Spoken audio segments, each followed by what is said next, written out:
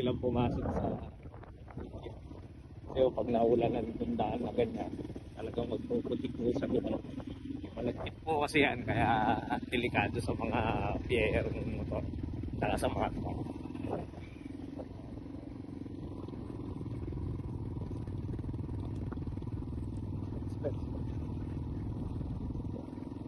Tagawin natin.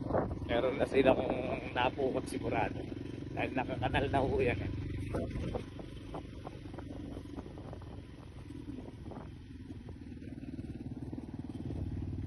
Ganda ho yung transaksyonan ngayon dahil may cellphone. Nung panahon nung una-una, wala.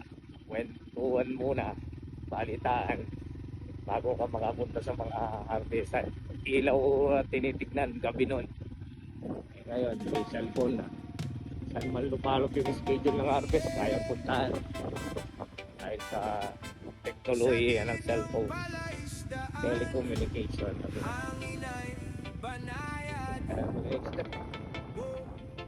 Tunog ng tubig, araw ay sumisikat. May agent Odin sa fish side. Ako si may agent Odin. Araw-araw kami walang harvest. Kaya nagulat sila. Diretso sa bayan. Mga biyahero, dalawarga na. Mumuna kayong dili. Sa fish pan ng buhay, may biyayang dala. Relax lang ang galaw. Dito tayo para walang problema. Preskong tilapia, kalidad ay legit. Mula umaga hanggang dapit. Andun pala si Wilson. No? Ay, pumarada kami ni Red Rider dito. Wala nang isda. Kausapin natin.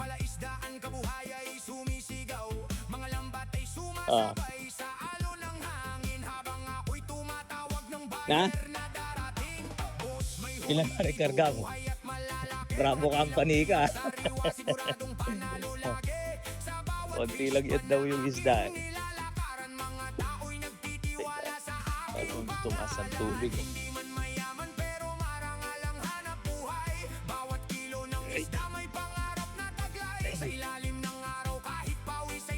Konti lang daw yung isda natin. Paano kaya nito? Okay.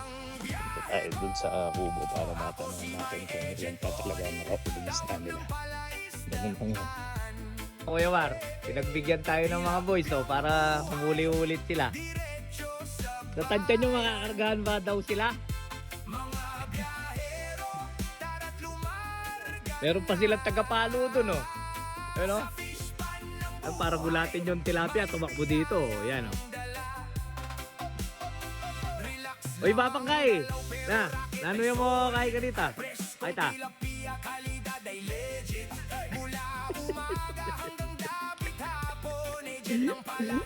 Kinanal na ako kasi para maipon, kaya lang ang problema yung mga isda medyo nakakatiplad na dahil may mga buli-buligaw sa gitna. Dito isasara nila yan. Marami pa kong kinakarkula si parang Bino dyan Pare, 5 tonelada pa ba yan? O yun hanapin sa'yo ni parang John Paul yan. 5 tonelada Kaya po, magkape kayo. Kape tayo, kape. Ito ibang dahil sa aga ng hero. Hindi ka lang nagmusal ko yung sabat. Apunan man na yung mamangan. Puro biyaya ang ginagawa ni Kuya Mar magkape ko kayo. Ako, nagtipla ako ng sariling kape para... Ikaw ba, kape? Marami pang isla ni Papa. Dalawang tonelada pa siguro yun. Son, magduda ka ata. Minuna ka. Ay, dyan guyo din. Nampuri kayo mo. Atinta mo 700 na po, Ken. 400, kulang 400. Tsaka tama ka daling na. Opo, diretsuhan din pa po kanyang papunta ganyan. Oh. Diretsuhan din pa po kanya. Bisa lang. Burida po magbaka sakali lang yan yung kaya. Yan yung libutan. O gabon na eh.